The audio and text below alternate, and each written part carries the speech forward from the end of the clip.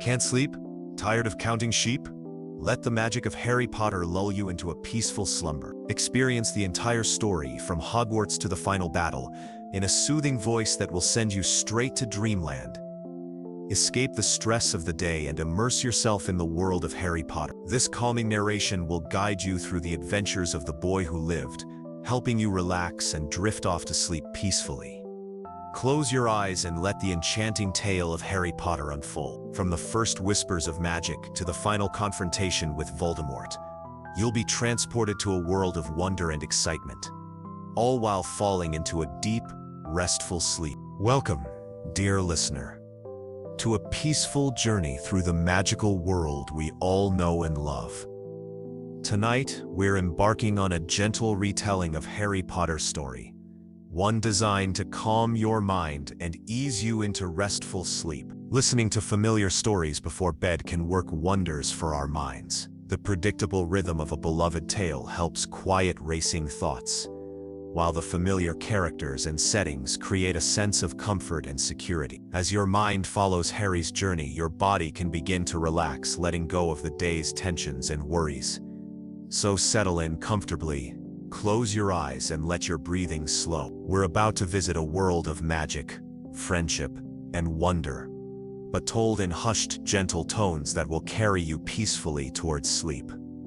On a quiet street lined with perfectly ordinary houses, something extraordinary was about to unfold. Privet Drive, with its neat gardens and tidy driveways, had no idea that its newest resident would change the world.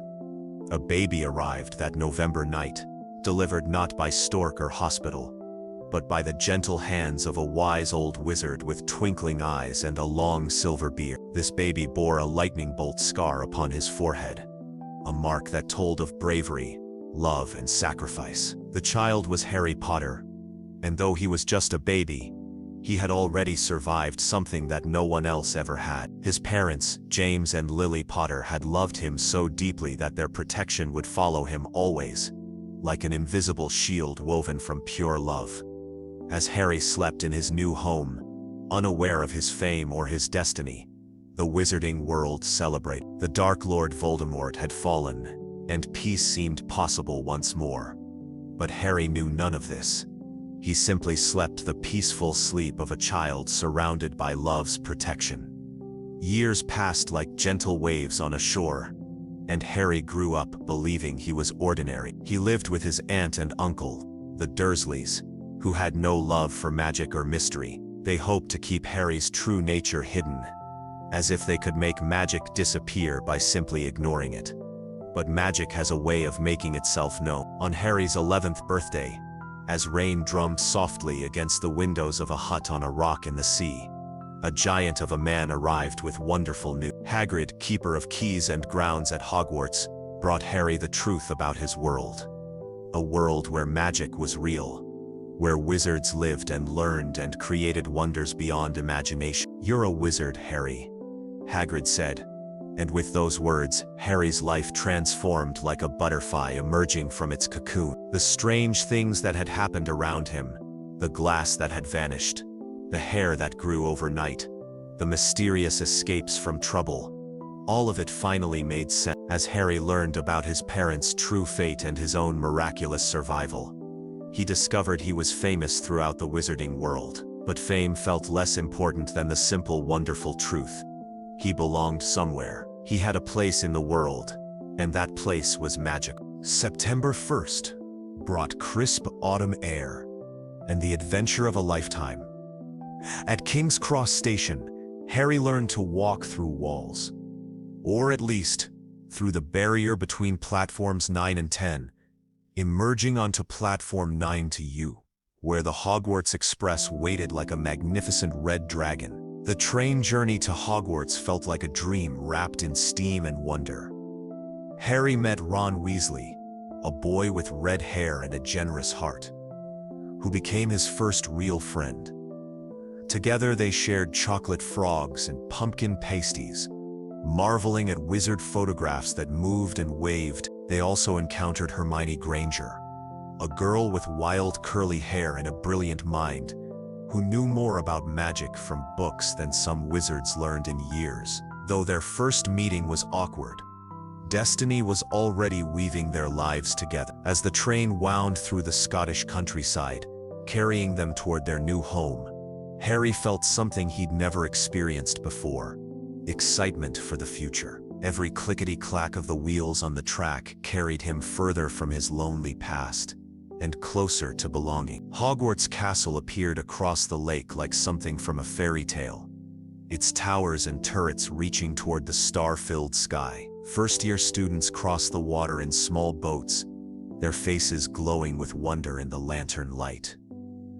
The great hall took Harry's breath away. Floating candles cast warm light over 4 long tables, and the ceiling showed the night sky in all its glory. This was where magic lived, in the very stones of the castle, in the portraits that watched and whispered, in the ghosts who drifted through walls with gentle smiles. The Sorting Hat, ancient and wise, placed Harry in Gryffindor House, the house of the brave and bold. As Harry sat at the Gryffindor table, surrounded by cheering housemates, he felt the warmth of belonging settle around him like a cozy blanket. His first night in the dormitory, listening to the soft breathing of his roommates, Harry realized he was finally home. The 4-poster bed with its red curtains felt like a sanctuary, and for the first time in his life, he fell asleep knowing he was exactly where he belonged. School at Hogwarts was unlike anything Harry had ever imagined.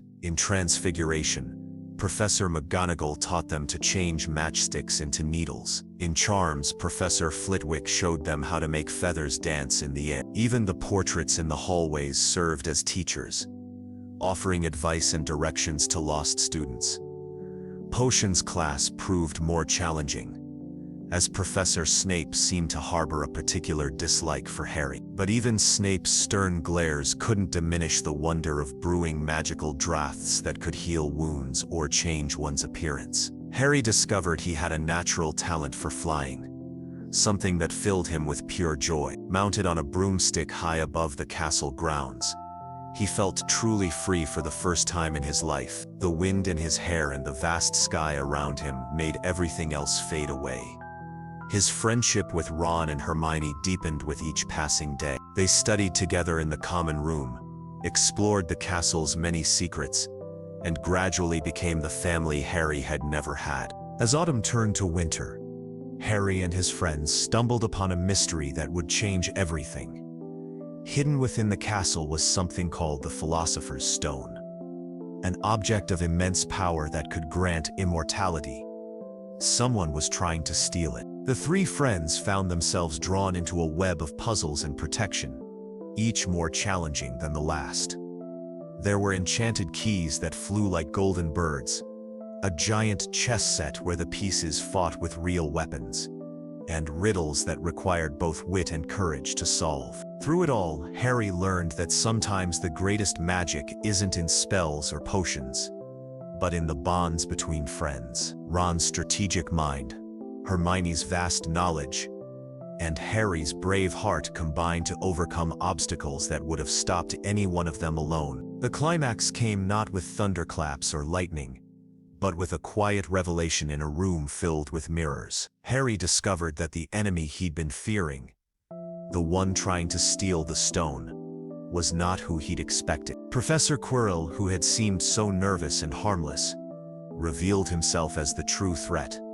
But even more terrifying was the presence of Voldemort himself, weakened but still dangerous, still seeking a way back to power. In that moment of truth, Harry learned the depth of his mother's sacrifice. Her love had protected him as a baby, and it protected him still. When Quirrell tried to harm him, the love that lived in Harry's very skin became a weapon more powerful than any curse. The stone was saved, but more importantly, Harry had faced his greatest fear and emerged victorious. He had looked into the face of evil and refused to surrender. Harry's second year brought new challenges and darker mystery. Students were being petrified throughout the castle, turned to stone by some unknown force. Fear crept through the corridors like a cold mist, and whispers spoke of the Chamber of Secrets, a hidden room that contained a monster. The mystery deepened when Harry began hearing voices in the walls, sinister whispers that no one else could perceive. These voices spoke of hunger and killing, filling Harry with dread and making him question his own sanity. When Hermione herself fell victim to the petrification, Harry and Ron were devastated. Their brilliant friend lay still as stone in the hospital wing, and without her quick thinking and vast knowledge, they felt lost and helpless. The truth, when it came, was more terrible than they had imagined. The Chamber of Secrets had indeed been opened, and within it lived a basilisk, a giant serpent, whose gaze could kill. But the real horror was that the monster was being controlled by a memory, a piece of Voldemort's soul preserved in an old diary. Ginny Weasley, Ron's little sister, had been possessed by the diary's dark magic. The memory of Tom Riddle, the young man who would become Voldemort, had been growing stronger by feeding on her life force, using her to open the chamber and control the basilisk. Harry descended into the chamber to save her, armed with nothing but his courage and his loyal friends. In the depths of the castle, he faced the basilisk in a battle that seemed impossible to win. But help came from an unexpected source, Fawkes the Phoenix, whose tears could heal any wound and whose song gave courage to the brave. With the Phoenix's help and a sword that appeared when he needed it most, Harry destroyed both the basilisk and the diary. As Tom Riddle's memory faded away, Ginny awakened, safe and whole. The experience taught Harry that sometimes the greatest battles are fought not against external enemies, but against the darkness that can grow within us when we feel alone and afraid. Harry's third year brought the revelation that Sirius Black, a dangerous prisoner, had escaped from the wizard prison of Azkaban. Worse still, Black was supposedly after Harry himself, seeking to finish what Voldemort had started. The school became a place of shadows and fear, patrolled by Dementors, dark creatures that fed on happiness and hope. These terrible beings affected Harry more than most, causing him to relive his parents' final moments whenever they drew near. But Harry learned to fight back. Professor Lupin, the kindest defense against the dark arts teacher Hogwarts had seen in years, taught Harry to cast a Patronus, a spell that required focusing on the happiest memory possible. Harry's Patronus took the form of a stag, the same animal his father could transform into. The truth about Sirius Black came as a shock that changed everything Harry thought he knew about his past. Black was not his enemy, but his godfather, his father's best friend, who had been wrongly imprisoned for a crime he didn't commit. The real traitor was Peter Pettigrew, a man who had been hiding as Ron's pet rat for years. Pettigrew had betrayed Harry's parents to Voldemort and then framed Sirius for the crime. When the truth came out, Harry finally understood the full story of his parents' last night. He learned about the friendship between his father Sirius and Lupin, how they had supported each other through everything, even when one of them was revealed to be a werewolf. With Hermione's help and a time turner that allowed them to revisit the past, Harry was able to save both Sirius and Buckbeak the Hippogriff. He discovered that sometimes the help we need comes from ourselves, that the mysterious figure he'd seen casting a Patronus was actually his future self, reaching back through time to save the day. Though Sirius had to remain in hiding, Harry now knew he had family who loved him, someone who had known and cared for his parents, who could tell him stories and share memories of better times. Fourth year brought the Triwizard Tournament to Hogwarts, a dangerous competition between 3 magical schools. Harry found himself unexpectedly entered in the tournament, despite being too young to compete legally. The tasks were terrifying: facing a dragon, retrieving something precious from the depths of the lake, and navigating a maze filled with dangerous creatures and enchantments. But Harry persevered, helped by friends who believed in him and his own growing magical abilities. Throughout the year, Harry struggled with the knowledge that someone had entered his name in the tournament for sinister purposes. The mystery deepened with each task, and Harry began to sense that darker forces were at work. The final task, a maze that seemed to shift and change around the competitors, led to a graveyard where Harry faced his greatest nightmare. Voldemort had returned, using Harry's blood to restore his physical form. In that graveyard, surrounded by Death Eaters and with Voldemort restored to power, Harry witnessed the full extent of evil's return. Cedric Diggory, a fellow Hogwarts student who had accompanied Harry to the graveyard, was killed simply for being in the way. But when Voldemort tried to kill Harry, their wands connected in a phenomenon that forced Voldemort's wand to reveal its recent victims. Harry's parents appeared as echoes, along with Cedric and others who had died by Voldemort's hand. They gave Harry the strength and distraction he needed to escape.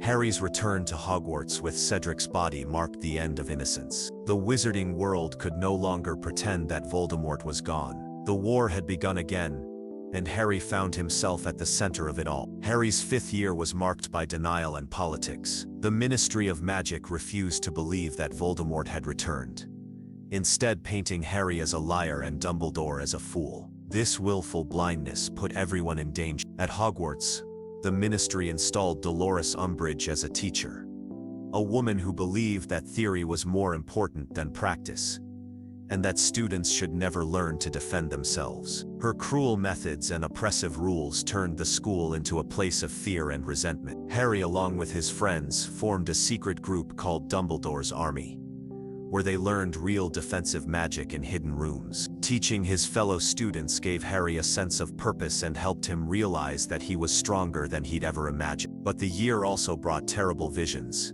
as Harry discovered he had a mental connection to Voldemort. Through this link, he experienced the Dark Lord's emotions and sometimes saw through his eyes, a connection that proved both useful and dangerous. The climax came when Harry's visions led him to believe that Sirius was in danger. Racing to the Ministry of Magic to save his godfather, Harry and his friends found themselves trapped in a battle with Death Eaters in a room full of glowing prophecies. The prophecy they fought over revealed Harry's destiny.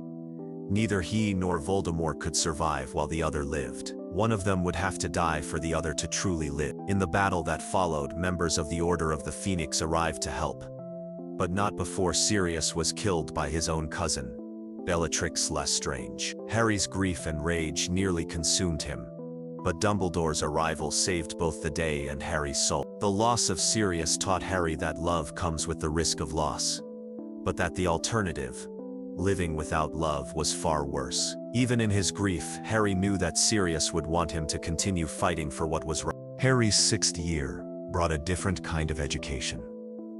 Dumbledore began showing Harry memories of Voldemort's past, revealing how Tom Riddle had become the Dark Lord and what made him so dangerous. Through these memories, Harry learned about Horcruxes, objects in which Voldemort had hidden pieces of his soul to achieve immortality. This discovery explained why Voldemort had survived his first defeat and why he seemed impossible to kill. Meanwhile, Harry found an old potions textbook filled with helpful notes from someone called the Half-Blood Prince. The book's tips and spells made Harry excel in potions for the first time, but also led him into dangerous territory when he used an unknown spell against Draco Malfoy. The year ended in tragedy when Death Eaters infiltrated Hogwarts and Dumbledore was killed by Professor Snape, who revealed himself as a traitor. Harry's greatest mentor and protector was gone, leaving him to face the final battle alone. Harry's final year was spent not at Hogwarts, but on a desperate quest to find and destroy Voldemort's remaining Horcruxes. With Ron and Hermione by his side, Harry embarked on a journey that would test their friendship, their courage, and their faith in one another. The road was long and difficult. They faced hunger, cold, and the constant threat of capture. They fought with each other when the stress became too much, and mourned when friends were lost along the way. But they also discovered the legend of the Deathly Hallows, 3 magical objects that could supposedly conquer death itself. Harry became obsessed with finding these objects, believing they might give him the power to defeat Voldemort without having to die himself. The truth, when it came, was both simpler and more complex than Harry had imagined. The real power lay not in magical objects, but in the choices people made and the love they shared with one another. The war culminated in a great battle at Hogwarts, Harry's beloved school. Students, teachers, and members of the Order of the Phoenix fought against Death Eaters and dark creatures in the corridors and grounds where Harry had learned to call home. Many fell in that battle, friends and mentors who had shaped Harry's world. Each loss felt like a piece of his heart being torn away, but still he pressed on, knowing that their sacrifice would be meaningless if he failed. The most devastating revelation came when Harry learned that he himself was a Horcrux. That part of Voldemort's soul lived within him, and would have to be destroyed for the Dark Lord to be defeated. This meant that Harry would have to die. Walking into the Forbidden Forest to face his death, Harry was accompanied by the spirits of his parents and his lost loved ones. They gave him the courage to face the end with dignity and love in his heart. But love, as always, proved stronger than death. When Voldemort tried to kill Harry, the piece of his soul within Harry was destroyed instead, while Harry himself survived. The protection his mother had given him, renewed when Voldemort used Harry's blood to restore his body, kept Harry alive. The final confrontation took place in the Great Hall, where Harry revealed the truth about Snape's loyalty and the Elder Wand's true allegiance. Snape, despite his hatred for Harry's father, had loved Harry's mother and spent years protecting her son. The Elder Wand, meanwhile, recognized Harry as its true master. When Voldemort cast the killing curse one final time, it rebounded upon him, destroying him utterly. The man who had tried to conquer death through fear and hatred was defeated by a boy who had embraced death through love and sacrifice. 19 years later, Harry stood on platform 9 Harren with his own children, watching them board the Hogwarts Express for their own adventures. He had married Ginny Weasley and found the family he had always dreamed of having. Ron and Hermione had married too, and their children played with Harry's, continuing the bonds of friendship into the next generation. The scar on Harry's forehead still ached occasionally, but it was a reminder of the past, not a threat to the future. As the train pulled away, carrying the next generation of witches and wizards to Hogwarts, Harry reflected on the journey that had brought him here. From a lonely boy in a cupboard under the stairs, to a man surrounded by love and family, it had been a long and often difficult path, but one that had led him exactly where he belonged. The wizarding world was at peace, and Harry Potter, the boy who lived, the chosen one, the master of death, was simply a father watching his children begin their own magical education. On a quiet street lined with perfectly ordinary houses, where perfectly ordinary families lived their perfectly ordinary lives, something extraordinary was about to happen. The street was called Privet Drive, and if you walked down it during the day, you'd see neat lawns, polished cars, and curtains that twitched whenever anything unusual dared to occur.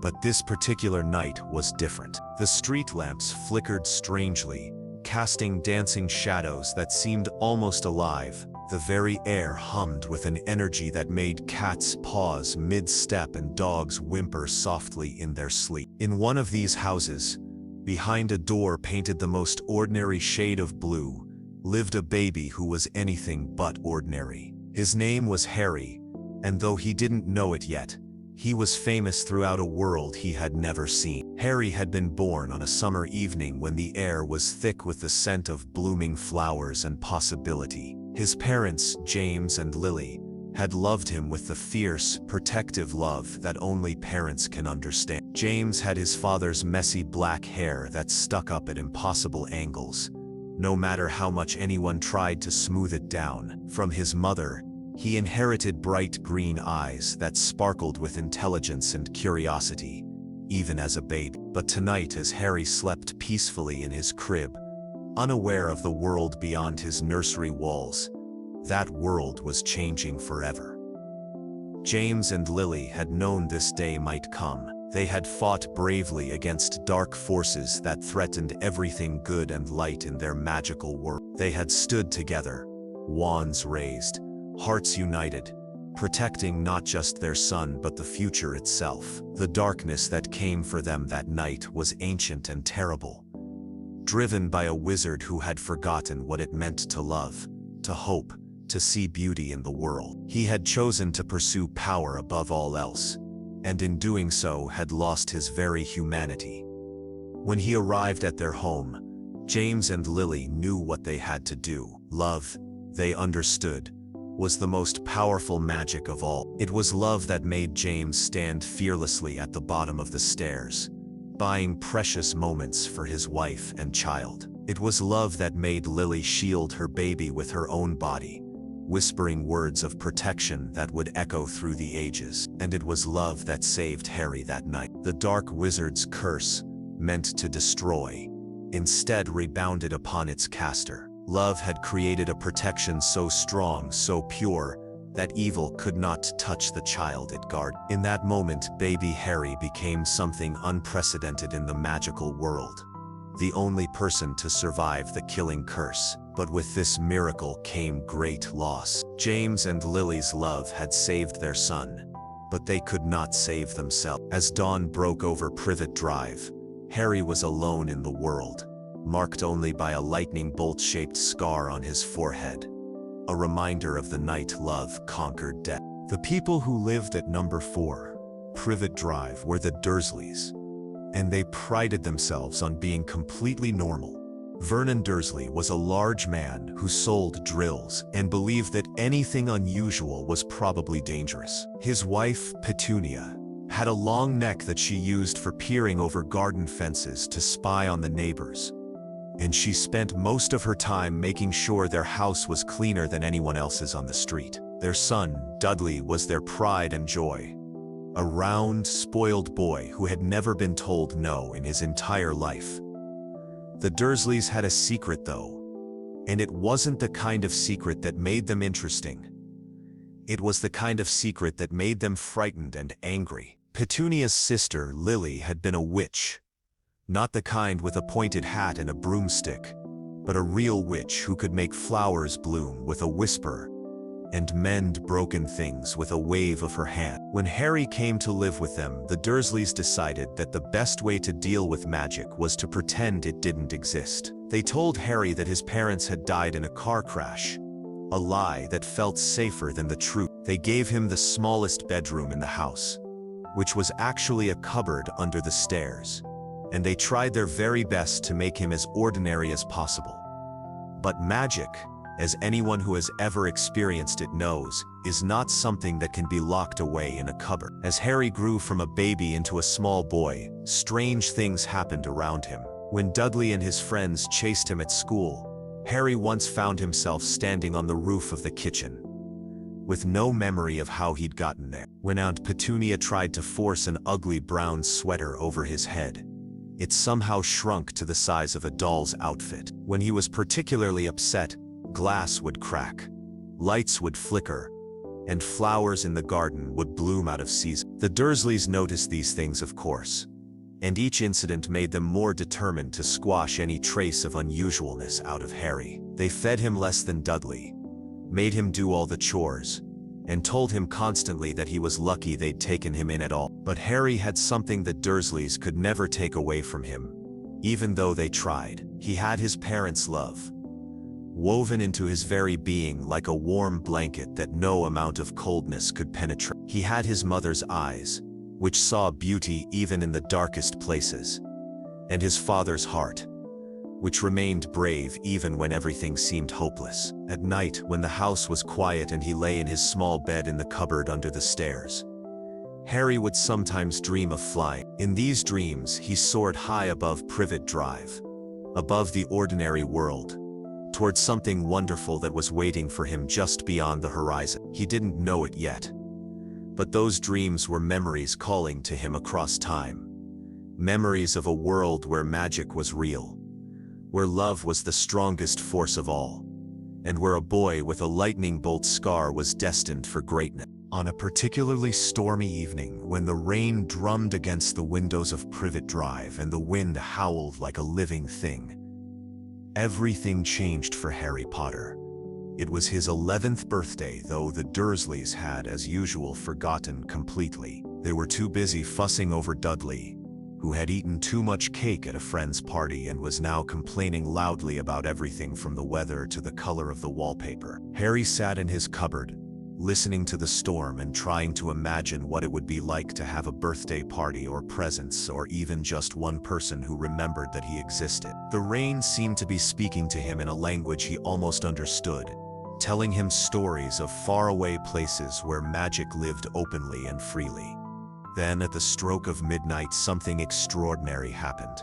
Bang! Someone was knocking on the front door with such force that the entire house seemed to shake. Vernon Dursley stumbled downstairs in his pajamas, shouting about the ungodly hour and demanding to know who would dare disturb a respectable family's sleep. But when he opened the door, he found himself face to face with the largest man Harry had ever seen. The man was almost twice as tall as a normal person, with a wild tangle of black hair and a beard that covered most of his face. His eyes, though, were kind, the sort of eyes that belonged to someone who had spent a lifetime caring for creatures both magical and mundane.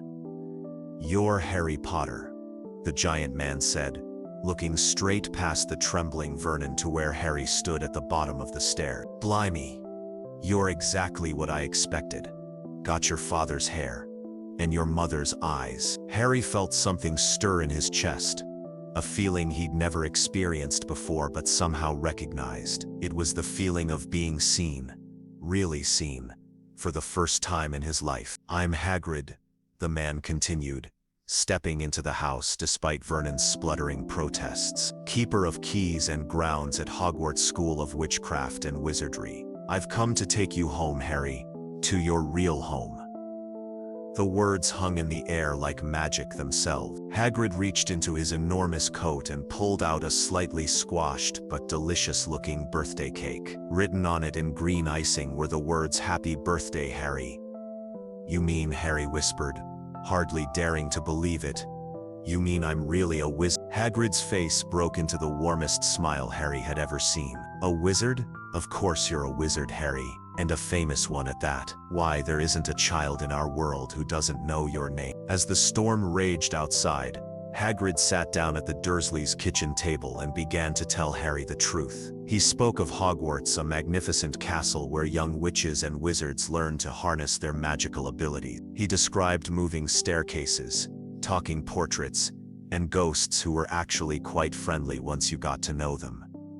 He told Harry about Quidditch, a sport played on flying broomsticks high above the ground, where players soared through the air chasing magical balls. He spoke of the Forbidden Forest, dark and mysterious, home to creatures both wonderful and dangerous. He described the Great Hall where hundreds of students gathered for meals that appeared by magic, under a ceiling that showed the actual sky outside. "But most importantly," Hagrid said, his voice growing gentle, "I'm here to tell you about your parents. James and Lily Potter were the finest witch and wizard I ever knew. They died protecting you, Harry, and their love saved not just your life, but our entire world." Harry felt tears running down his cheeks, but they weren't tears of sadness. They were tears of relief, of joy, of finally understanding why he had always felt different, why magic seemed to dance around him even when he tried to ignore it. "The Dursleys told me my parents died in a car crash,"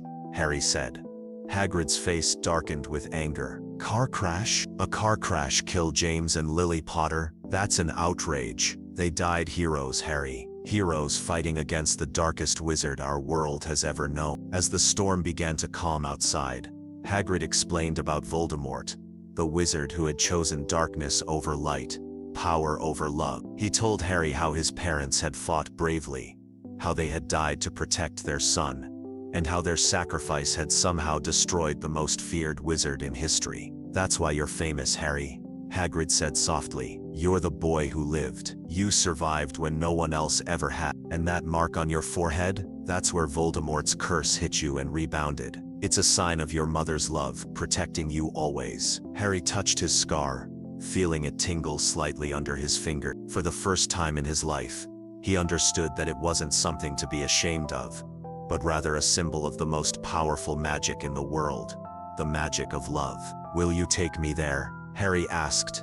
"To Hogwarts?" Hagrid's eyes twinkled with delight. "That's exactly why I'm here, Harry. Tomorrow we'll go to Diagon Alley to get your school things. You'll need books, and a wand and robes, and a cauldron. Oh, and if you'd like, we can get you an owl for your birthday. Every wizard needs a way to send letters." That night, Harry lay in his cupboard for the last time, but he wasn't sad. Instead, he felt as though his heart might burst with happiness. Finally, he was going home.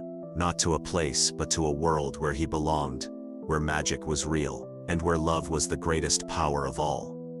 Outside his window, the storm had passed, and the stars shone brightly in the clear night sky. Each star seemed to wink at him, as if they had been waiting all along for this moment, when a boy named Harry Potter would finally discover who he was meant to be. As sleep gently took him, Harry dreamed not of flying this time, but of walking through great wooden doors into a world of wonder, where his parents' love would always be with him, and where his real life was just beginning. Let these gentle thoughts carry you towards sleep, dreaming of magic and wonder, of love that conquers all darkness, and of the extraordinary adventures that await when we dare to believe in the impossible. The morning sun streamed through the windows of the Dursley house, but for the first time in 11 years, Harry Potter woke up, not to the sound of Aunt Petunia's shrill voice or the thudding of Dudley's feet on the stairs, but to the gentle rumbling of Hagrid's snores from the living room sofa. Harry lay still for a moment, wondering if it had all been a dream. Had there really been a giant man who told him he was a wizard? Had someone really wished him happy birthday and brought him cake? But then he saw the slightly squashed remains of his birthday cake on the floor beside his bed, and he knew it was all wonderfully, impossibly true. Today he would see the magical world for the first time. Today his real life would begin. Hagrid had explained that they would travel to London, to a place called Diagon Alley, where all wizarding families bought their magical supplies. Harry tried to imagine what a street full of wizard shops might look like, but his imagination, fed only by 11 years of the perfectly ordinary Dursley household, couldn't quite grasp the reality that awaited him. As they prepared to leave, the Dursleys huddled together in their kitchen, looking as though they hoped that by ignoring the magic, it might go away. But Harry barely noticed their fear and disapproval. For the first time in his life, he was walking towards something wonderful rather than away from something terrible.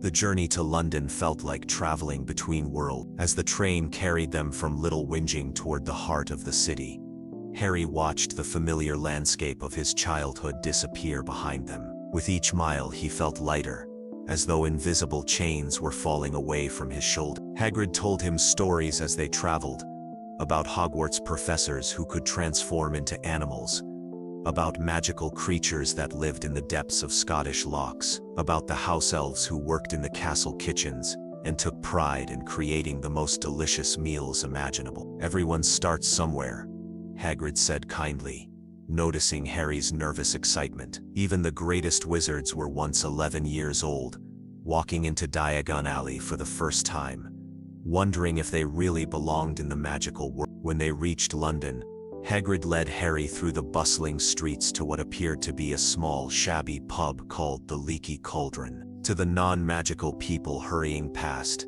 it seemed to be nothing more than an unremarkable building squeezed between a record shop and a bookstore. But the moment Harry stepped inside, he knew he had crossed a threshold into something extraordinary. The pub was full of people in robes and pointed hats, talking in low voices about things like dragon breeding and the latest Quidditch scores. A few of them looked up as Harry and Hagrid entered, and Harry was surprised to see their faces light up with recognition and something that looked almost like gratitude. "Good Lord," whispered one elderly wizard, "is that Harry Potter?" But before Harry could feel overwhelmed by the attention, Hagrid gently guided him through the pub to a small, walled courtyard behind the building. Harry looked around, confused. The courtyard seemed to be nothing more than a dead end surrounded by high brick walls. "Now, Harry," Hagrid said, pulling out a pink umbrella that looked far too small for his enormous hands. "Watch carefully." He tapped the brick wall in a specific pattern, and Harry watched in amazement as the bricks began to move. They twisted and rearranged themselves, creating an archway that revealed the most incredible sight Harry had ever seen. Diagon Alley stretched before them like something from a fairy tale. The street was cobbled and winding, lined with shops that seemed to lean toward each other as though sharing secrets. Owls hooted from the eaves of buildings, carrying parcels and letters in their talons. Wizards and witches of all ages strolled along the street, their robes billowing behind them, their wands tucked safely in their pockets. The shop signs were magical too, some flickered with letters that rearranged themselves. Others featured moving pictures of their wear. The air itself seemed to sparkle with possibility. "Welcome, Harry," Hagrid said with a broad smile, "to Diagon Alley." As they walked down the street, Hagrid pointed out the various shops they would visit. Ollivander's, where Harry would choose his first wand. Flourish and Blots, the bookstore where they would buy his textbooks. Madame Malkin's, where his school robes would be fitted. The apothecary, filled with strange and wonderful ingredients for potions. But first they needed to visit Gringotts Bank, where Harry would learn another incredible truth about his life. The bank was run by goblins, creatures Harry had thought existed only in fairy tales. And it was here that Hagrid revealed that Harry's parents had left him not just their love, but also enough money to pay for his education and much more. Standing in the marble halls of Gringotts, looking at a vault filled with gold coins that belonged to him, Harry felt the last pieces of his old life finally fall away. He wasn't a burden, unwanted and unloved. He was Harry Potter, son of James and Lily, heir to a legacy of love and courage. The rest of the day passed in a blur of wonder. At Ollivander's, an ancient man with silvery eyes helped Harry choose his wand, Holly and Phoenix Feather, 11 inches, supple and excellent for charm work. The moment Harry held it, he felt warmth spread through his fingers, and golden sparks shot from the wand's tip. "Curious," Mr. Ollivander had murmured. "Very curious indeed. The phoenix that gave the feather for your wand gave one other feather. It's curious that you should be destined for this wand when its brother gave you that scar." But Harry was too excited to dwell on the strangeness of it all. He had a wand. He was really truly a wizard. They bought his books, his cauldron, his scales for weighing potion ingredients, and his telescope for astronomy classes. At Madame Malkin's he was fitted for robes in black, with a pointed hat for daytime wear. Everything was strange and wonderful and perfect. As the day drew to a close, Harry found himself back at King's Cross Station with Hagrid, holding his ticket for the Hogwarts Express, and feeling as though his heart might burst with anticipation. Platform 9 Toffernot. His ticket read, and though he didn't yet know how to find a platform that didn't seem to exist, he trusted that the magic would show him the way. "You'll be all right, Harry," Hagrid said, his voice unusually gentle. "You've got your mother's heart and your father's courage. That's all any wizard needs to find their way." That night, back in his cupboard for one final time, Harry carefully arranged his new possessions around him. His wand lay on the small table beside his bed, seeming to glow faintly in the darkness. His school books were stacked neatly in the corner, full of knowledge that would soon be his. His robes hung on a hook, waiting to transform him from Harry Potter the unwanted nephew into Harry Potter the wizard. As he drifted towards sleep, Harry thought about all the people he would meet at Hogwarts, all the magic he would learn, all the adventures that awaited him.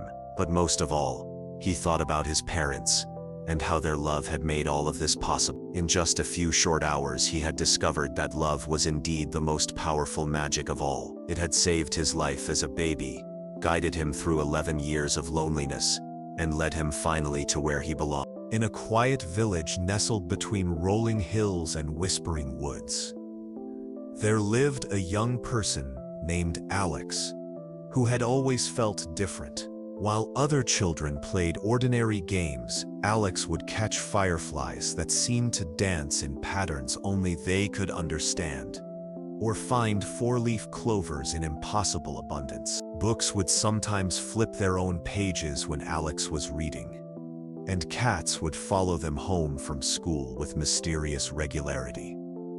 On the morning of Alex's 11th birthday, as autumn painted the world in shades of amber and gold, something extraordinary happened. A magnificent owl, with feathers that shimmered like starlight, perched on the windowsill. In its talons was an envelope made of cream-colored parchment, sealed with deep blue wax that bore the image of a crescent moon embracing a star. The letter inside was written in elegant script that seemed to glow faintly in the morning light. Dear Alex, you have been selected to attend Celestia Academy of Mystical Arts. Your magical education begins this September. Please find enclosed your acceptance letter and list of required materials. A representative will arrive to escort you on the first day of term. Alex's heart raced with a mixture of excitement and disbelief. Magic was real, and they were invited to learn it. On a crisp September morning, Alex stood at the village train station with a trunk packed with curious items: crystal orbs, leather-bound books with silver clasps, robes that changed color depending on the light, and a wand made of polished moonstone. The station master, an elderly gentleman with twinkling eyes, simply nodded knowingly when Alex presented their ticket. The train that arrived was unlike any other. It moved with barely a whisper, its cars painted in deep midnight blue with silver stars that actually twinkled. Steam rose from its chimney in shapes that looked suspiciously like dragons and phoenixes. As Alex climbed aboard, they noticed the seats were plush velvet, and the windows showed not the passing countryside, but glimpses of floating islands, crystal caves, and forests where the trees grew upside down. During the journey, Alex met other students. There was Maya, a girl with copper curls who could make flowers bloom with a touch, and whose laughter sounded like wind chimes. Then there was Sam, who had discovered they could speak with animals after having a long conversation with their neighbor's cat about the best sunny spots for napping. There was also River, quiet and thoughtful, who had accidentally made it rain indoors whenever they felt particularly sad. As they shared their stories, Alex realized they weren't alone in feeling different. Each student had experienced small magical moments throughout their childhood, never quite understanding what made them special until now. The train journey felt both endless and too short. They passed through tunnels that sparkled with embedded gems, over bridges that spanned valleys filled with luminescent mist, and alongside rivers that flowed uphill. Just as the sun began to set, painting the sky in shades of purple and rose gold, the train began to slow. As the train curved around a final bend, Alex pressed their face to the window and gasped. Rising from a lake that reflected the stars despite the lingering daylight, stood Celestia Academy. The castle seemed to grow from the water itself, its spires reaching toward the heavens like fingers of polished stone. Bridges of light connected floating towers, and gardens cascaded down the sides of the structure, defying gravity with casual elegance. The school was alive with magic. Windows glowed with warm golden light, and Alex could see figures moving within, some walking on floors, others drifting near ceilings, and a few who appeared to be dancing with books that flew around them like enchanted butterflies. Waterfalls flowed upward along the castle walls, creating a symphony of gentle music, and banners bearing the school crest fluttered without any wind. As the students disembarked, they were greeted by Professor Starweaver, a tall woman whose hair seemed to contain actual constellations, and whose robes shifted color like the aurora borealis. Her voice was warm honey over ancient wisdom as she welcomed them. "New students," she said, her eyes twinkling with the light of distant galaxies. "Welcome to Celestia Academy. Here, you will not merely learn magic. You will discover that magic has been learning about you your entire life, waiting for this moment when you're ready to dance together." The students were led across a bridge made of crystallized moonbeams to boats that rowed themselves across the star-reflecting lake. As they approached the castle, Alex noticed that the water beneath them was not just reflecting the sky above, but showing glimpses of other skies, other worlds, as if the lake was a window to infinite possibilities. The entrance hall of Celestia Academy took Alex's breath away. The ceiling soared so high it disappeared into misty clouds, and floating candles provided gentle light that felt like being embraced by sunset. The walls were covered in tapestries that moved and changed, telling stories of great magical achievements, legendary creatures, and students who had gone on to change the world. Professor Starweaver led the new students into the Great Hall, where hundreds of older students sat at long tables that seemed to be carved from single enormous trees. The tables groaned under the weight of a feast that appeared to have been prepared by someone who understood that food could be both nourishment and art. There were dishes that sparkled,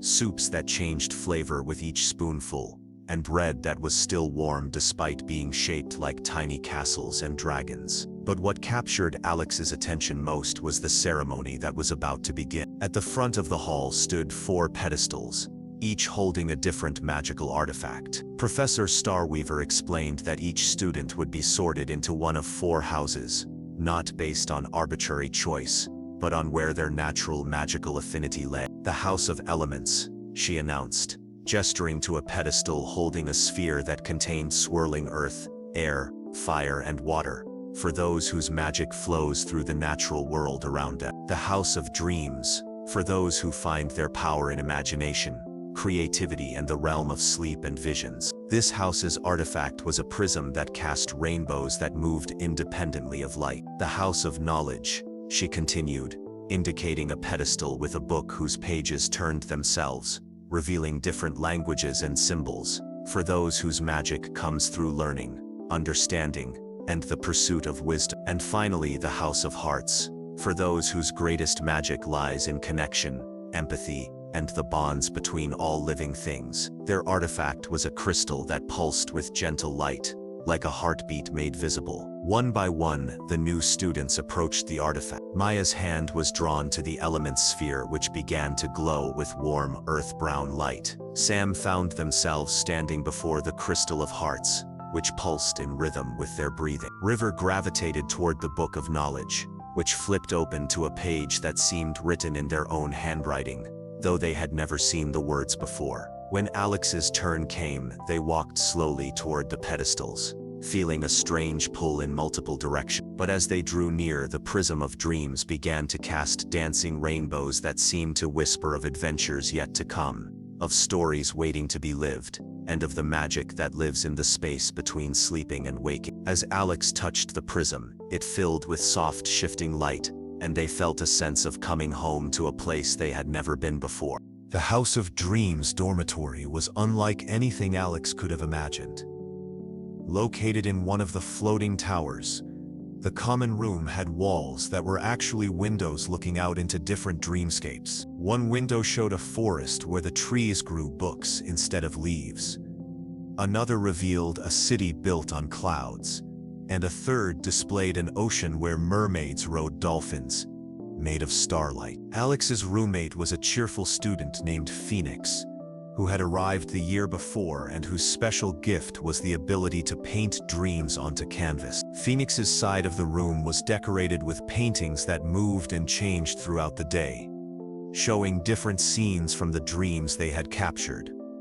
The best part about Dream's house, Phoenix explained as they helped Alex unpack, is that our magic is strongest at night, while other students are sleeping. We're often just beginning our most important work. Professor Nightingale, our house leader, says that dreams are where all magic begins. They're the place where impossible things practice being possible. As night fell over Celestia Academy, Alex discovered what Phoenix meant. Dormitory came alive with a different kind of energy. Students who had seemed tired during the day now moved with purpose and excitement. Some worked on dream journals that wrote themselves.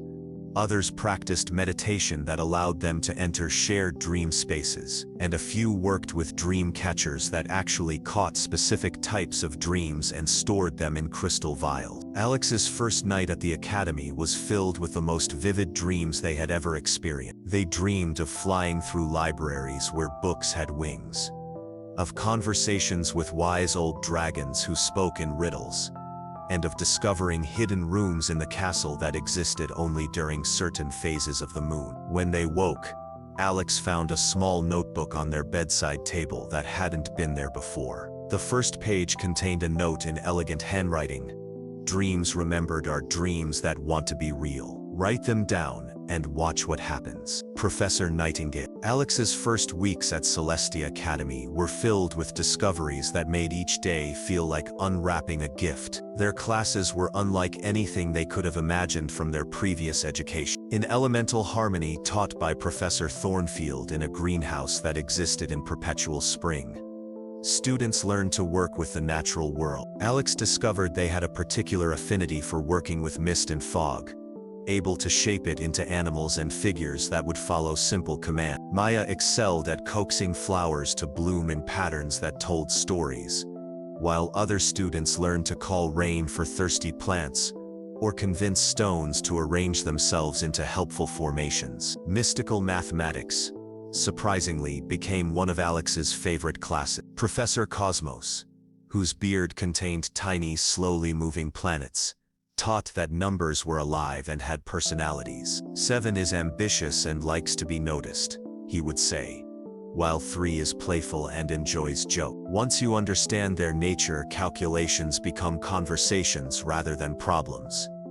In this class, Alex learned that their dreams often contained mathematical solutions to problems they hadn't even encountered yet. They would dream of geometric patterns that, when drawn out the next day, would perfectly solve the homework assignments. History of magic was taught by Professor Echo, a gentle woman who could call forth images from the past and project them into the air like living movie. The class didn't just learn about magical events, they witnessed them. They watched ancient wizards discovering how to work with dragon magic, observed the building of the first magical schools, and learned about the great peace treaties signed between humans and the various magical creatures of the world. But it was in dream studies where Alex truly began to understand their gift. Professor Nightingale, a mysterious figure who seemed to be made partly of shadow and partly of starlight, taught the students that dreams were not just random images, but a form of magic that connected all sleeping minds. Every night,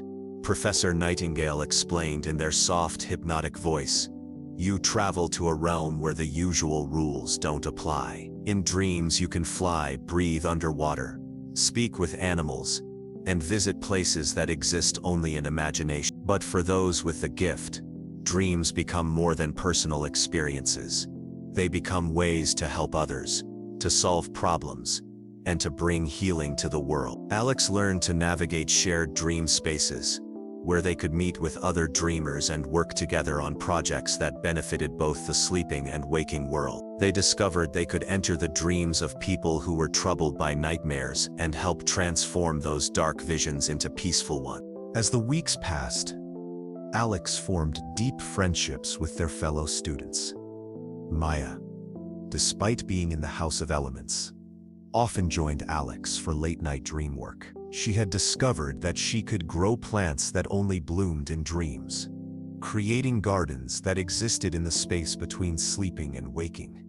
Sam from the House of Hearts became Alex's study partner for many classes. Sam's gift for understanding the emotions and needs of others perfectly complemented Alex's ability to find solutions in dreams. Together, they began a project to help homesick students by creating dream experiences that allowed them to visit their families while sleeping. River, the quiet knowledge house student, turned out to have a dry sense of humor and an encyclopedic knowledge of magical history. They often joined Alex in the library, where they would research together in comfortable silence, occasionally sharing fascinating discoveries about the connections between different types of magic. The 4 friends began meeting regularly in one of the castle's many hidden spaces, a cozy room behind a tapestry on the 3rd floor that seemed to rearrange its furniture based on what the occupants needed. Sometimes it was filled with comfortable chairs for conversation, other times it sprouted desks for studying, and occasionally it would become a soft, pillow-filled space perfect for the relaxed state needed for dream work. It was in this space that Alex learned about the different ways their friends experienced magic. Maya described the feeling of plant magic as being connected to something vast and patient, like tapping into the slow, deep wisdom of forest. Sam spoke of heart magic as being surrounded by invisible threads that connected them to every living thing, allowing them to feel the emotions and needs of others. River described knowledge magic as having access to a vast library that existed in their mind, where information would arrange and rearrange itself to reveal new connections and insight. Alex tried to explain dream magic to their friends. It's like being able to step sideways out of regular reality into a place where anything is possible, but also where everything has meaning. In dreams, symbols and emotions are more real than physical objects. A door might represent a new opportunity, water might represent emotions or change, and flying always means freedom or the desire to escape limitations. As autumn deepened into winter, Celestia Academy prepared for one of its most magical celebrations, the Festival of Light. This wasn't just a party, but a tradition where students from all 4 houses worked together to create a display of magic that would illuminate the castle and surrounding lake for 3 nights. Each house contributed their unique magical gifts to the festival. The Elements students worked with Professor Thornfield to create floating gardens of winter flowers that glowed with inner light, ice sculptures that moved and danced, and gentle snowfall that formed patterns in the air before melting into sparkling mist. The Knowledge students, led by Professor Echo, researched historical festivals and recreated magical light displays from different eras and culture. They created floating books that opened to reveal scenes of light and shadow, and constellation maps that projected moving star patterns onto the castle walls. The Hearts students, guided by their house leader Professor Kindness, organized the festival so that everyone felt included and important. They created magical bonds between the light displays, so that touching one would cause others to respond, symbolizing the connections between all members of the school community. The Dream students had perhaps the most challenging task, creating light displays that would be visible not just to those awake, but also to anyone who happened to be dreaming during the festival. Alex worked with Phoenix and other Dreams House students to craft shared dream experiences that mirrored and enhanced the physical light displays. Alex spent weeks preparing for their contribution to the festival. Working closely with Professor Nightingale, they learned to create dream lights, illumination that existed primarily in the realm of sleep and imagination, but could sometimes be glimpsed by waking eyes as well. On the first night of the festival, as hundreds of magical lights began to twinkle throughout the castle and reflect in the lake, Alex climbed to the highest tower with a special crystal that Professor Nightingale had entrusted to them. This crystal, called a dream anchor, would allow Alex to project dream lights into the physical world.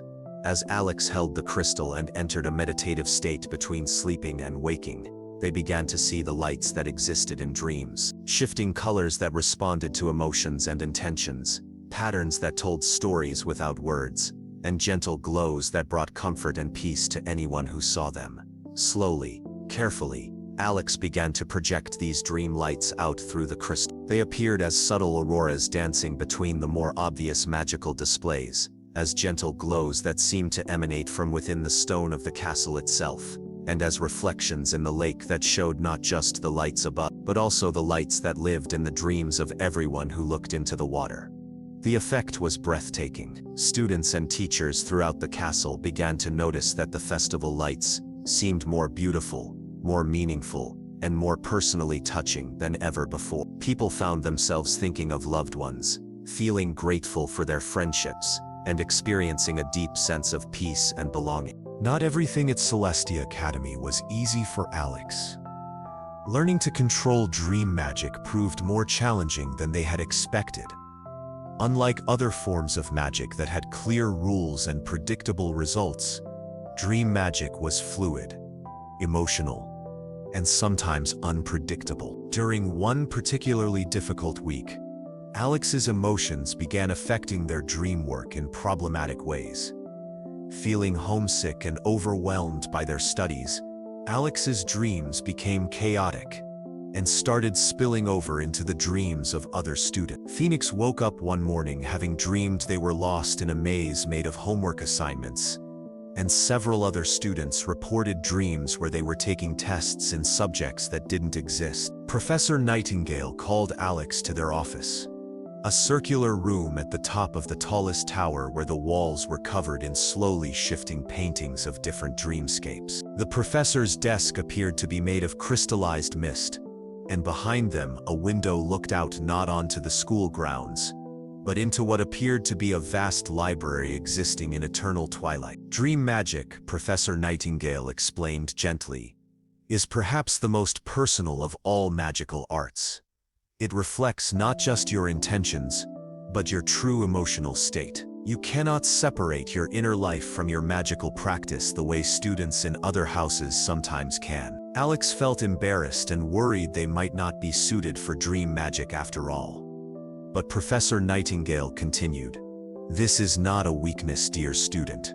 It is the source of your greatest strength. Dream workers who learn to understand and work with their emotions become capable of magic that can heal, inspire, and transform not just individuals but entire communities." Over the following weeks, Alex began working with Professor Nightingale on emotional awareness and control. They learned meditation techniques that helped them recognize different emotional states and understand how each one affected their magic. They practiced exercises that taught them to transform difficult emotions rather than being overwhelmed by them. Alex discovered that homesickness could be transformed into a deeper appreciation for the new experiences they were having. Anxiety about studies could become excitement about learning. Loneliness could become openness to forming new friendships. As Alex's emotional awareness grew, their dream magic became more powerful and more helpful. They began successfully helping other students with nightmares, creating shared dream spaces for group projects, and even assisting the school counselor by creating peaceful dream environments for students who were struggling with difficult personal issues. As winter began to give way to spring, Professor Nightingale announced a special project for the advanced dream students. They would work together to create what she called a great dream, a shared dream experience that would be available to anyone in the school who wanted to participate, designed to promote healing, inspiration, and unity among all the houses. Alex felt both excited and nervous about this project. Creating a dream experience for just a few people was challenging enough. Designing something that could accommodate hundreds of different minds, personalities, and needs seemed almost impossible. The project began with weeks of planning. The dream students met regularly to discuss what kind of experience would be most beneficial for their school community. They surveyed students from all houses, asking about their hopes, fears, and what kind of magical experience would feel most meaningful to them. They decided to create a dream version of Celestia Academy that would highlight the best aspects of each house and show how all the different types of magic work together in harmony. In the Great Dream, students would be able to experience what it felt like to use other types of magic, visit dream versions of their hometowns, and participate in magical adventures that would be impossible in the waking world. Alex's specific contribution was designing the central hub of the Great Dream, a magnificent library that existed at the intersection of all four magical traditions. In this dream library, books from the Knowledge House would share shelf space with living plants from the Elements House, emotional resonance crystals from the Hearts House, and dream catchers that contained actual dreams from the Dreams House. The Night of the Great Dream was announced as a school-wide optional event. Students could choose to participate by falling asleep with a special crystal under their pillow that would connect them to the shared dream space. Alex spent the evening in the Dreams House common room with the other students who had worked on the project, all of them holding their connection crystals and gradually entering the meditative state that would allow them to guide and maintain the great dream. As Alex slipped into the dream state, they found themselves standing in the magnificent library they had designed. All around them, the dream space was filling with sleeping students from throughout the school. Maya appeared as a figure surrounded by flowering vines. Sam glowed with a gentle light that made everyone near them feel happy and accepted. And River seemed to have words from many different languages floating around them like friendly butterflies. The Great Dream unfolded beautifully. Students who had never experienced elemental magic found themselves growing gardens with their thoughts. Those who had struggled with academic subjects discovered they could understand complex concepts intuitively in the dream space. Shy students became confident leaders, and students who sometimes felt isolated found themselves surrounded by new friends. Alex moved throughout the dream space, helping to maintain the connections between different areas and ensuring that everyone felt welcome and included. They watched with joy as students from different houses worked together on dream projects, shared their different perspectives on magic, and formed friendships that would continue after they woke up. The great dream lasted until dawn, and when Alex finally opened their eyes in their dormitory bed, they felt a deep sense of accomplishment and belonging. Looking around the common room, they saw other Dreams House students waking with similar expressions of peaceful satisfaction. Phoenix stretched and grinned at Alex. "I think we actually did it," they said. "I could feel how happy everyone was in the dream. And look," Phoenix pointed to the windows, where the dawn light was revealing something extraordinary. All around the castle, students from different houses were already up and moving around together, continuing conversations and projects that had begun in the Great Dream. The magical light displays that were usually created by individual houses now showed signs of collaboration, with elemental magic enhancing knowledge-based illusions, heart magic creating connections between distant light sources, and dream magic adding subtle, beautiful effects that made everything seem more meaningful. Spring at Celestia Academy brought new opportunities for learning and adventure. As the world outside awakened from winter's sleep, the school's curriculum expanded to include outdoor projects and field studies that took advantage of the warming weather and longer days. Alex found themselves part of a special interdisciplinary team that included Maya, Sam, River, and several students from other houses. Their project was to investigate and, if possible, help with a problem that had been troubling a nearby village. People were experiencing unusually vivid nightmares that seemed to be connected to the ancient ruins of a castle that had recently been uncovered by spring floods. The team's first step was research. River, with their gift for accessing magical knowledge, discovered that the ruined castle had once been home to a powerful wizard who had specialized in emotional magic but had become corrupted by trying to use people's fears to increase their own power. When the wizard was finally defeated, the castle had been flooded and abandoned, but it seemed that some residue of the dark emotional magic remained. Maya's elemental magic allowed her to sense the disturbance in the natural balance around the ruin. She could feel that the earth and water in the area were still carrying traces of old fear and sadness, like an infection that hadn't properly healed. Sam's heart magic made them particularly sensitive to the emotional distress of the villager. They could feel how the nightmares were affecting not just individual sleep, but the emotional well-being of the entire community. Alex's role was to enter the nightmare space and understand what was happening from the inside. This was both exciting and frightening. They had never attempted to work with hostile dream magic before. Under the careful supervision of their professors, the team traveled to the village and set up a base of operations in the local inn. The villagers were initially suspicious of the young students, but Professor Starweaver's reputation and the team's genuine desire to help soon won their trust. That first night, Alex carefully entered the nightmare space that was affecting the village. What they found was both sad and terrifying. A twisted version of the ruined castle where the old wizard's fears and anger had taken on lives of their own, creating nightmare creatures that fed on people's anxieties and grew stronger with each person they frightened. But Alex also sensed something else.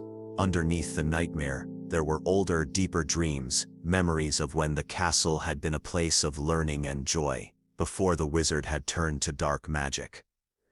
Working together, the team developed a plan. Maya would work to cleanse the earth and water around the ruins, removing the physical traces of the old dark magic. River would research protective rituals that could prevent similar problems in the future. Sam would work with the villagers to help them process their fears and build emotional resilience. Alex's task was the most challenging. They needed to enter the nightmare space and transform it from within, replacing the fear-based constructs with healing dreams that would allow the old positive memories of the castle to resurface. The work took several weeks, and it was often exhausting and sometimes scary. Alex had to confront nightmare creatures that represented different types of fear: fear of failure, fear of being alone, fear of not being good enough. But with each challenge, Alex grew stronger and more confident in their abilities. The breakthrough came when Alex realized that the nightmare creatures weren't truly evil, they were just fear that had been fed and allowed to grow without balance. Instead of fighting them, Alex began offering them other food: hope, curiosity, excitement about the future, and love for friends and family. Gradually, the nightmare space began to transform. The twisted castle became a place of learning again. The dark creatures became helpful guides, and the dreams that reached the villagers changed from terrifying experiences to adventures that left them feeling empowered and hopeful. On their last night in the village, Alex was able to show their teammates the dream space they had helped create. Together they experienced dreams of the castle as it had been in its golden age, a place where wizards had studied peaceful magic, where students had learned to use their gifts to help others, and where the connection between magic and love had been celebrated and honored. As Alex's first year at Celestia Academy drew to a close, they reflected on how much they had changed and grown. The uncertain, somewhat lonely child, who had received that first magical letter, seemed like a different person from the confident young dreamworker they had become. Alex had learned that magic wasn't just about casting spells or performing impressive feats. It was about understanding themselves, connecting with others, and finding ways to make the world a little bit better, brighter, and more full of wonder. Their friendship with Maya, Sam, River, and Phoenix had taught them that different types of magic were strongest when they worked together. They had discovered that their gift for dream magic was not separate from their everyday life, but was enhanced by kindness, curiosity, emotional honesty, and the desire to help others. During the final weeks of term, Alex participated in their first dream magic exhibition, where advanced students demonstrated their abilities for the entire school community. Alex chose to create a dream experience that told the story of their year at Celestia Academy, but from the perspective of all the different people who had helped them along the way. Viewers of Alex's dream exhibition experienced what it felt like to be Professor Nightingale, patiently guiding a confused student toward understanding. They felt Maya's joy in discovering new ways to work with plants, Sam's satisfaction in helping a homesick classmate feel better, and River's excitement in uncovering a piece of magical history that had been lost for centuries. The exhibition was a success, but more importantly, it helped Alex understand that their greatest magical gift wasn't the ability to work with dreams. It was the ability to understand and empathize with others, to see the world from different perspectives, and to create experiences that brought people together rather than separating. As the school year ended and students prepared to return home for the summer break, Alex felt a bittersweet mixture of sadness at leaving Celestia Academy and excitement about sharing their magical experiences with their family. Professor Nightingale gave Alex a special gift before they left: a small, perfectly clear crystal that could be used to record and preserve particularly meaningful dreams. Use this to capture the dreams that teach you something important, the professor advised. Over time, you'll build a library of wisdom that you can return to whenever you need guidance or inspiration.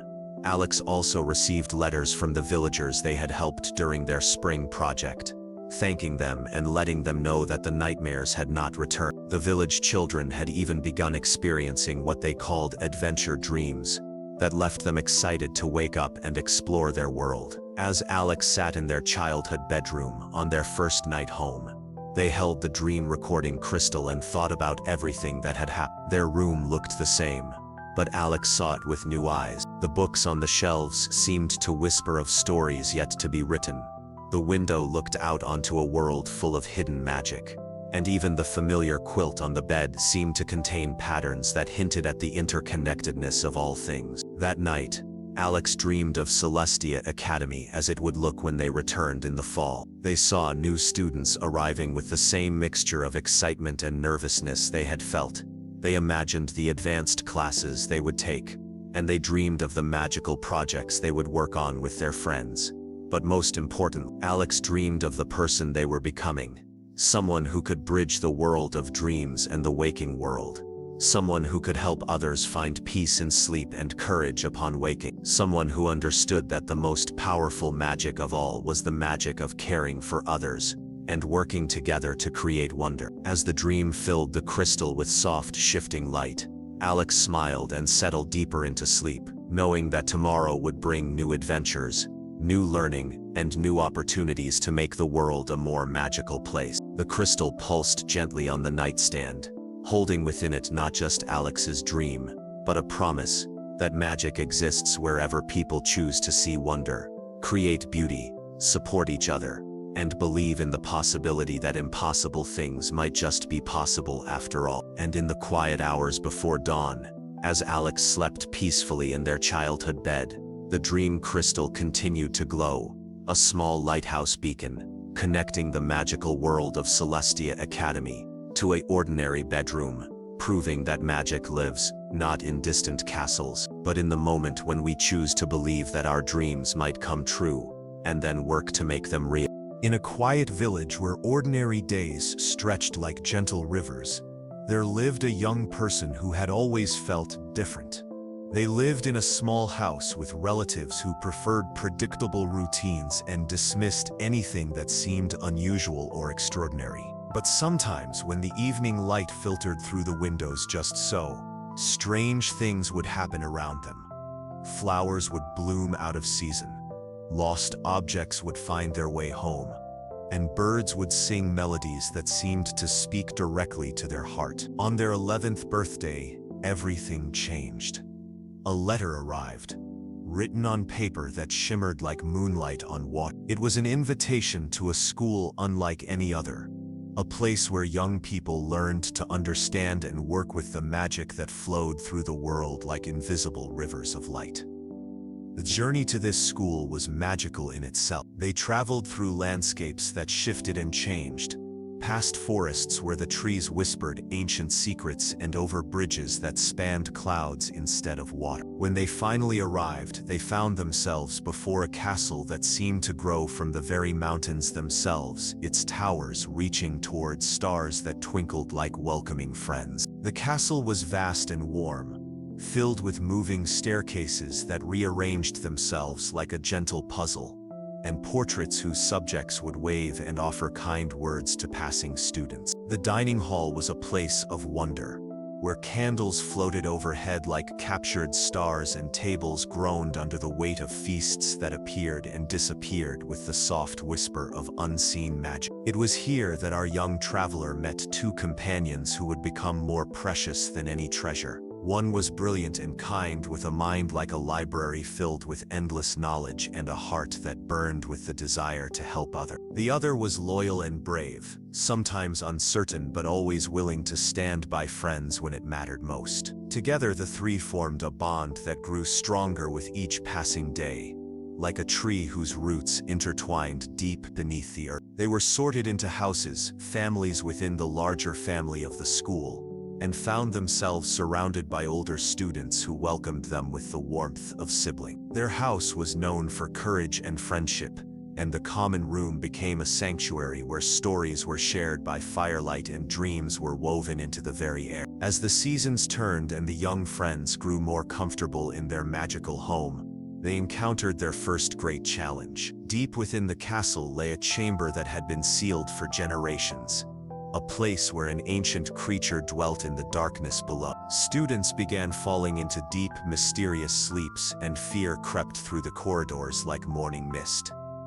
The three friends found themselves drawn into the mystery, following clues that led them through hidden passages and forgotten rooms. They discovered that the chamber held not just danger but also the key to understanding how fear and prejudice could poison even the most magical of places. With courage that surprised even themselves, they ventured into the depths where shadows danced on ancient walls and the very air seemed to whisper with old magic. In the chamber's heart, they learned that sometimes the greatest monsters are born from loneliness and the desperate desire to belong. They faced the creature not with violence but with understanding, and in doing so, they freed not only the sleeping students but also a soul that had been trapped for far too long in darkness. The following year brought a different kind of mystery, one that touched the very heart of their friends' past. A prisoner had escaped from the most secure magical prison, and many believed this person posed a terrible threat. The castle was surrounded by guards, dark hooded figures that drifted like living nightmares and drained happiness from the air around them.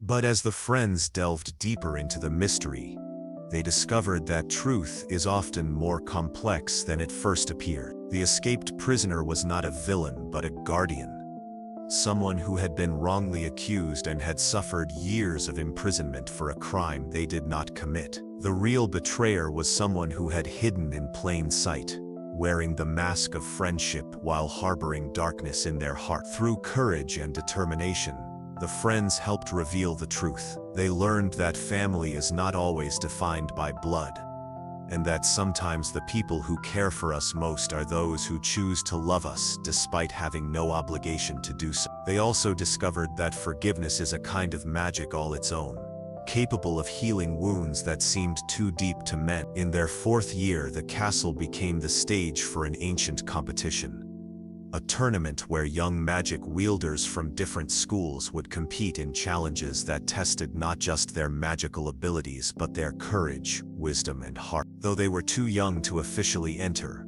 fate had other plans, and our young friend found themselves chosen as an unexpected participant.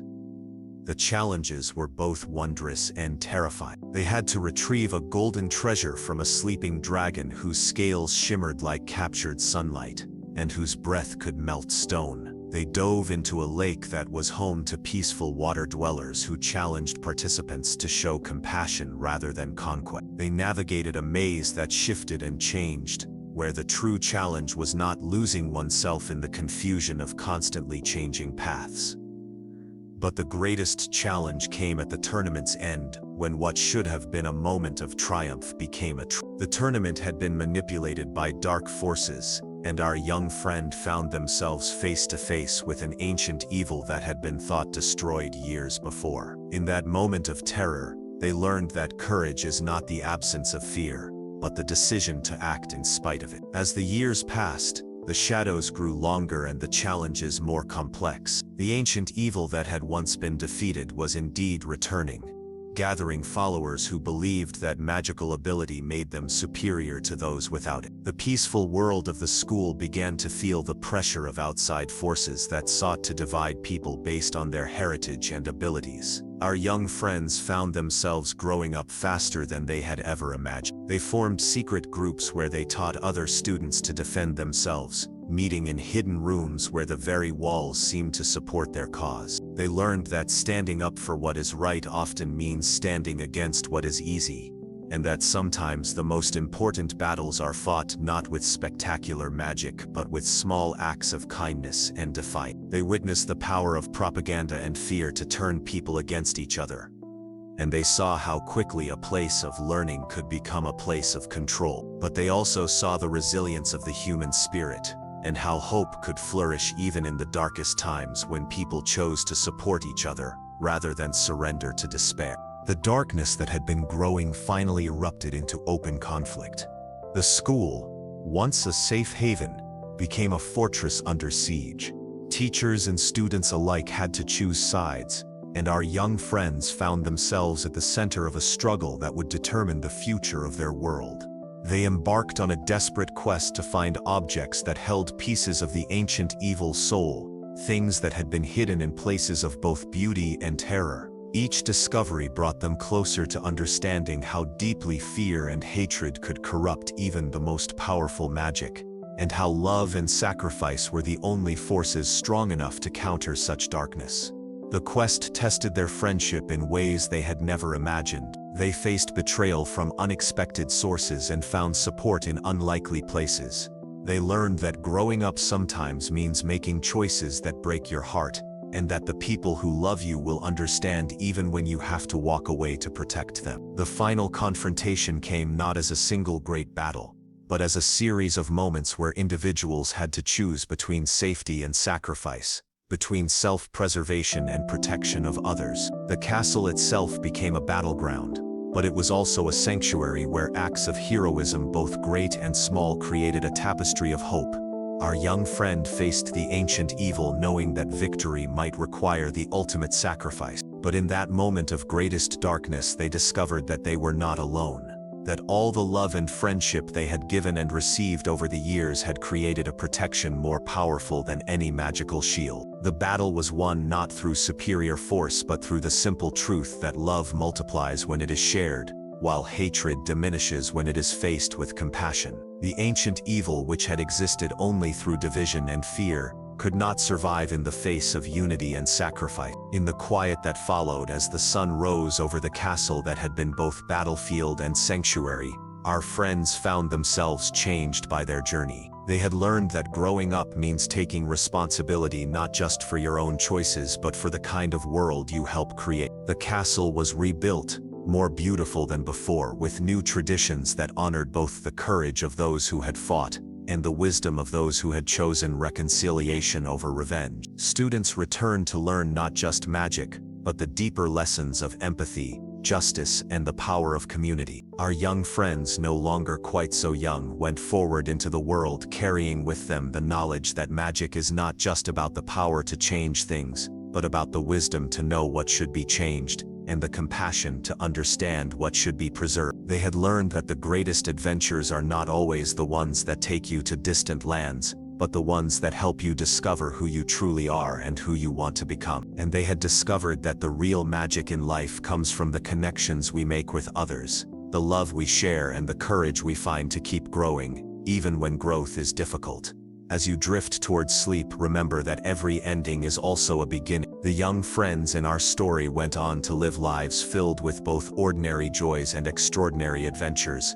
They became teachers and healers, inventors and protectors, parents and grandparents, who passed on to new generations the lessons they had learned about courage, friendship, and love. The castle still stands in its mountain home, welcoming new students each year who arrive nervous and excited, carrying their own potential for magic and wonder. The staircases still move, the portraits still offer friendly advice, and the great hall still fills with the laughter of young people discovering that they are capable of far more than they ever imagined. And somewhere in the world, in quiet villages and busy cities, in places both magical and mundane, new adventures are beginning. New friendships are being forged, new challenges are being faced, and new heroes are discovering that the greatest magic of all is the choice to care for others and to stand up for what is right, even when it is difficult. In a world where magic flows like starlight through ancient stones, there lived a young wizard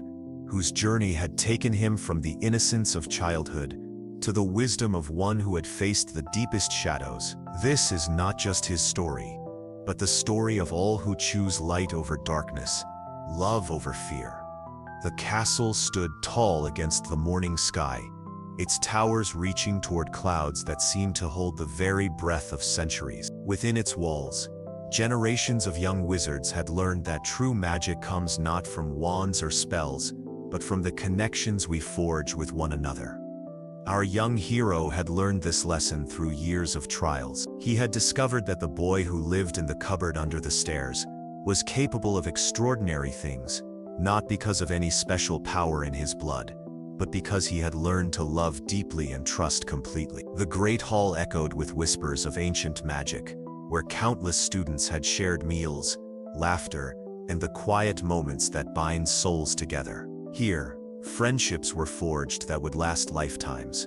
And here, our young wizard had learned his most important lesson. As shadows began to lengthen across the magical world, those who sought power through fear grew bolder. The dark wizard, whose name struck terror into hearts, had returned with followers who believed that might made right, that pure blood mattered more than pure heart. But against this darkness, a different kind of magic was stirring. In every corner of the wizarding world, ordinary people were making extraordinary choices. Teachers chose to protect their students. Friends chose to stand together. Families chose love over safety. The young wizard found himself at the center of this great turning, not because he sought power, but because he had learned to see clearly. He understood that every choice creates ripples, like stones thrown in still water, spreading outward in circles we cannot always see. In quiet moments between the gathering storms, He would walk the grounds of his beloved school,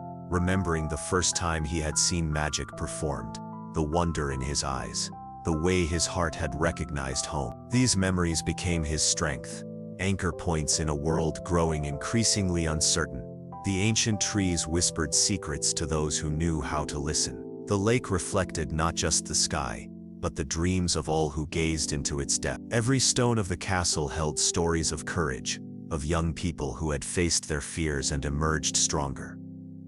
Throughout his journey, the young wizard had learned that magic was strongest when shared. His friendships were not just pleasant companionship, they were the very foundation upon which hope was built. There was his brilliant friend, whose quick mind and vast knowledge had solved puzzle after puzzle. Her dedication to learning was matched only by her fierce loyalty to those she loved. She taught him that wisdom without compassion is merely cleverness, but wisdom with love can change the world. His other dear friend, brave and true, had stood beside him through every trial. Born into a large, loving family, he brought warmth and humor to the darkest moment. He showed that courage is not the absence of fear, but the decision to act despite that fear. Together, the three friends had faced challenges that would have broken lesser bonds. They had learned to trust not just in their own abilities, but in the strength they found in unity. When one faltered, the others lifted them up. When doubt crept in, they reminded each other of what they fought for. But their circle was larger than three. There were teachers who had sacrificed everything to protect their students. There were strangers who had risked their lives for the greater good. There were even former enemies who had chosen redemption over revenge. Each relationship taught the young wizard something new about the nature of love. Romantic love, the kind that makes the heart flutter and the world seem bright. Familial love, the kind that runs deeper than blood and stronger than time. The love of friendship, chosen family that stands together through any storm. As the final confrontation approached, the young wizard began to understand the true cost of the peace they all sought. It would not come without sacrifice. It would not come without loss. Some who fought for the light would not see the dawn they died to protect. In the quiet hours before the battle, he walked among his sleeping friends and allies, seeing each face in the gentle glow of magical light. Here slept the brave and the frightened, the strong and the wounded, the experienced and the achingly young who had never wanted war but would not turn away from it. He thought of all the people across the world who slept peacefully in their beds, unaware of the forces that sought to steal their peace. Parents tucking children into warm blankets, grandparents telling stories by flickering fireplaces, young lovers dreaming of futures they would build together. This was what they fought for, not glory, not power, but the right of ordinary people to live extraordinary lives filled with small magics. The magic of laughter, of tears shed for joy, of hands held in comfort, of songs sung together on starlit nights. The young wizard realized that he had become a guardian of dreams, a protector of the peaceful sleep that seemed so precious now. Every choice he made rippled outward, touching lives he would never know, securing futures he might not live to see. The dark wizard represented more than evil. He represented the fear that lives in every heart, the whisper that says we are not enough, that love makes us weak, that power is the only truth that matters.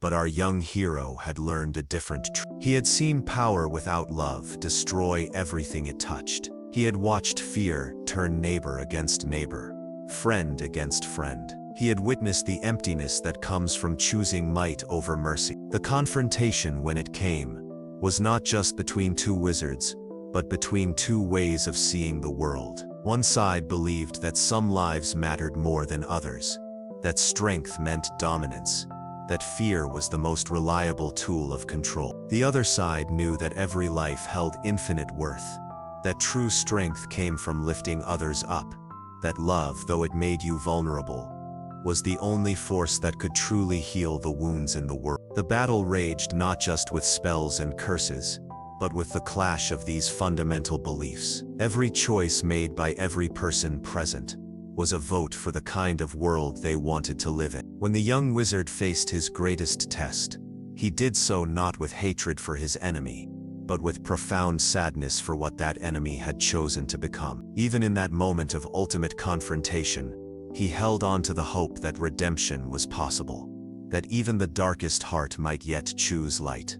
In stories, sacrifice often means dramatic gestures, grand acts of heroism that echo through history. But the young wizard had learned that the most powerful sacrifices are often quiet ones. The parent who works long hours to provide for their family, the friend who listens when listening is hard, the teacher who stays late to help a struggling student. Throughout his journey, he had been surrounded by such quiet heroes: the house elf who chose freedom and friendship over safety, the professor who faced his greatest fears to protect his students, the phoenix whose song reminded all who heard it that from endings come new beginnings. When his moment came, the young wizard's sacrifice was born not from a desire for glory, but from a simple understanding that some things are worth dying for, and some people are worth saving, even at the ultimate cost. But magic, true magic, has its own logic. Love given freely creates its own protection. Sacrifice made with a pure heart carries its own power. The willingness to die for others becomes, paradoxically, the key to life itself. In the end, it was not spellcraft or magical artifacts that determined the outcome, but the accumulated power of every act of love, every moment of courage, every choice to stand with the light even when the darkness seemed overwhelming. When the battle was over, and the dark wizard was finally defeated, the world did not immediately transform into paradise. There were still wounds to heal, trust to rebuild, and the slow work of creating a more just society to undertake. But something fundamental had changed. The cloud of fear that had hung over the wizarding world had lifted. Children could play without looking over their shoulders. Families could plan futures without wondering if they would live to see them. The young wizard, no longer quite so young, found himself in a world that was simultaneously familiar and transformed. The castle still stood, but it bore new scars and new stories. His friends were still his friends, but they had been changed by what they had endured and accomplished together. In the great hall where it all began, students once again gathered to learn and grow. New friendships formed over shared meals. New adventures beckoned from every corridor and classroom. The cycle of learning, growing and becoming continued as it always had and always would. The young wizard realized that his greatest victory was not the defeat of his enemy, but the preservation of this, the right of young people to discover their own magic, to make their own choices, to write their own stories in a world free from the shadow of tyranny. As seasons turned and years passed, the young wizard came to understand that his story was part of a much larger tapestry. Every generation faces its own darkness and must choose its own light. Every person must decide what they stand for and what they will sacrifice to protect it. He became a teacher himself, not of spells or potions, but of the deeper magics, how to recognize the good in others, how to stand up for those who cannot stand up for themselves, how to find hope in the darkest of times. His students would look at him sometimes and wonder about the sadness that occasionally shadowed his eyes, not knowing that it was the weight of memory, the faces of those who had not lived to see the peace they had died to secure. But they would also see his smile warm and genuine when he watched them discover their own magic. They would hear his laughter echo through the halls, a sound that carried in it all the joy of a childhood reclaimed, a future secured, a world made safe for one. In quiet moments he would walk the same paths he had walked as a student, but now he saw them with different eyes. Every stone held memory, every shadow held story, every beam of sunlight through ancient windows was a reminder that light always finds a way to push back the darkness. The castle stood as it always had, a bridge between worlds, a place where the magical and the mundane met and danced together. New students arrived each year with wonder in their eyes, just as he once had. They formed friendships that would last lifetimes, just as he had. They learned that true magic came not from what they could do but from who they chose to be. And sometimes on quiet evenings when the last students had gone to bed and the castle settled into its ancient rhythms, the young wizard, now older, wiser, but with the same kind heart, would stand at the window and look out at the lake, the forest, the sky full of stars. He would think of his friends, some near and some far, all connected by invisible threads of love and shared experience. He would think of the teachers who had shaped him, the mentors who had guided him, the strangers who had shown him kindness when kindness was needed most. Most of all, he would think of the peace they had won together, not a peace without challenges. For life always brings new tests, but a peace where those challenges could be met with hope instead of fear, with love instead of hate, with the knowledge that no one has to face the darkness alone. The stars wheeled overhead in their eternal dance, the same stars that had watched over the castle for 1,000 years, and would watch for 1,000 more. In their light, the young wizard found the same wonder that had filled him as a child, seeing magic for the first time. And in that wonder, in that gratitude for all that had been preserved and protected, he found the perfect peace that comes to those who have fought for something greater than themselves and lived to see it flourish. As our story draws to its close, imagine the castle settling into sleep. The portraits doze in their frames, the staircases slow their endless movement. Even the ghosts find peaceful corners where they can rest their eternal wandering. In dormitories throughout the castle, young wizards sleep safely in their beds, dreams filled with the magic they are learning to wield. Not the magic of power over others, but the magic of connection, of growth, of becoming who they are meant to be. The young wizard, now a guardian of this peace, makes his final rounds through the corridors he has walked for so many years. His footsteps are soft, his presence a comfort to any who might wake and wonder if they are safe. They are safe. The battle has been won. The darkness has been pushed back. Love has proven stronger than fear, hope more powerful than despair, and the bonds between people more enduring than any force that seeks to break them. Outside, the lake reflects the stars, each point of light a reminder that even in the deepest darkness, there is always something to guide us home. The ancient trees whisper lullabies that have soothed countless generations to sleep. The very stones of the castle hum with contentment, knowing that they shelter not conquerors or the conquered, but simply young people learning to find their way in the world. And so, as our tale ends, let it carry you into your own peaceful dream. May you find in sleep the same comfort our heroes found in their victory, the knowledge that love endures, that friendship sustains, that courage inspires, and that even the smallest person can make a difference in the world. Sleep now, and dream of magic, the kind that lives in every act of kindness, every moment of understanding, every choice to see the good in others, and nurture it to bloom. This is the true magic, the magic that never fades, the magic that lives in all of us. Sweet dreams.